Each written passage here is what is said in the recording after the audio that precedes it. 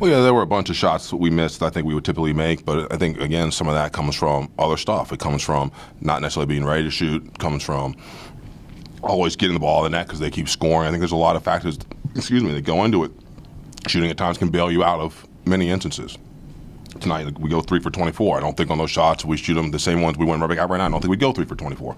At the same time, you got to find a way to win when it doesn't go in, and we're still working to get there.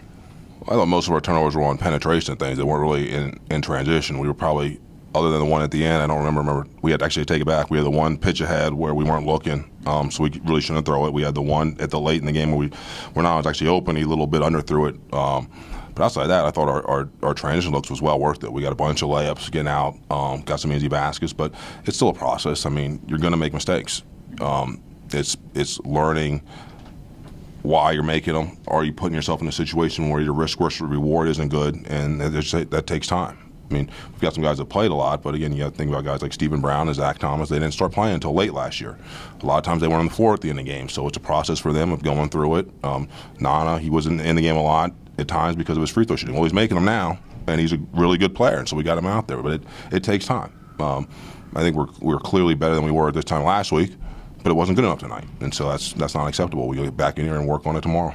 Well, they packed it in, and we knew they were going to do that. They packed it in. They helped a lot all over the place. We had some open looks and didn't make them, so there was never any reason for them to come out. A couple times I thought we over-penetrated. There were a couple times where I thought we had shots that we weren't ready to shoot that didn't go in, and it all comes back to I'm not sure that we felt great about the way we're shooting it, but you got to keep working to get good looks. But I thought we did press a little bit at times because the ball wasn't going in. It's a matter of understanding that as long as you keep getting looks, we're good enough. We have good enough players and good enough shooters. If they're ready to shoot, they're going to make a lot of them. It's going to come eventually. Yeah, we didn't play very well offensively. I mean, it was a combination, like you said. We had some careless turnovers, and I thought a lot of those were early on. I mean, I thought the first 10 or 12 possessions, we couldn't have gotten better shots, and I think we made 3 of them. I think we came out of the first media timeout. We were 4 for 12. Man, you looked at it. If you could have drawn up 12 shots to get to start the game, you couldn't have done much better than that. And I thought we got a little frustrated. At times, sometimes we tried to do a little bit too much. Sometimes we passed on some things that I thought were simple that we should have done. But it's part of the growing process. I mean, it's very disappointing that we didn't get it done tonight, but it wasn't just that. There were mental breakdowns defensively. I thought that Columbia showed more of a sense of urgency to win tonight from the beginning than we did. But the bright side is with that, it's like you said, going down through a whole game, it really was a 7-8 point game most of the way, which is a 3-possession game. If we could have gotten 3 or 4 stops starting together and gotten 3 or 4 good shots to go down, it's a tie game, and who knows? We are in a situation where we're playing very good teams, and your margin for errors in those games is not large.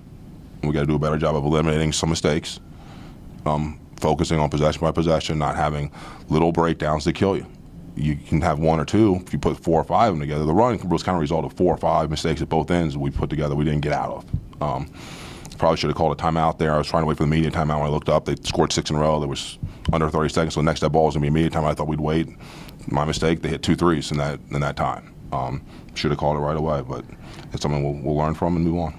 I don't know that we got a great. I thought we played with more energy in the second half, but I thought even saying that, I think they got a backdoor the first possession, which is somebody worked hard on preventing, gave that up, gave a couple offensive rebounds, and we actually did stop the first shot, and that prevented us from being able to get a string where we scored 6 or 8 in a row.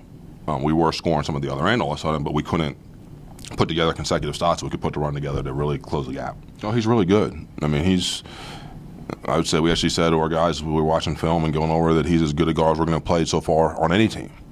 He can shoot the 3. He's got great size. He can get in the lane. He gets in the lane under control and doesn't panic and finds guys. So we knew going in it was going to be a challenge team defense-wise. And give the kid credit. He made plays. We weren't quite good enough on him.